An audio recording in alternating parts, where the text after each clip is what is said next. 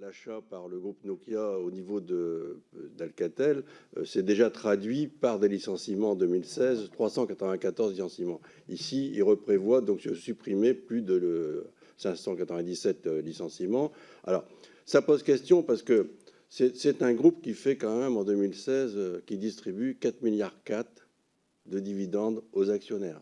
Donc ce n'est pas un groupe qui est en difficulté financière, mais qui se sépare, comme l'a dit mon collègue Botorel, d'une partie de ses salariés, qui, notamment ses emplois, vont être pris dans d'autres pays de l'Est européen, donc à bas prix. Ça, c'est pas normal, parce qu'on est dans des situations où on ne peut pas à la fois accepter qu'il y a des dividendes qui sont distribués et en même temps accepter qu'il y a des licenciements.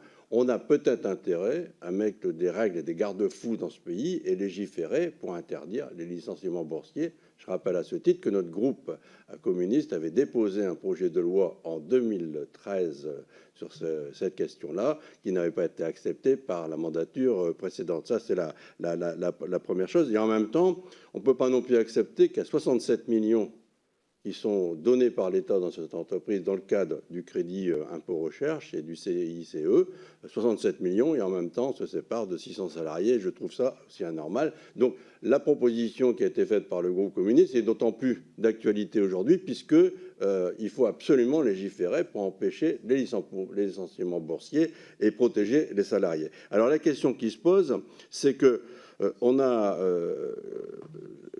avec ce dossier, quelle est la stratégie industrielle de la puissance publique, et notamment dans les entreprises stratégiques comme celle de France Télécom, parce que c'est toute la question importante pour la stratégie industrielle de la France.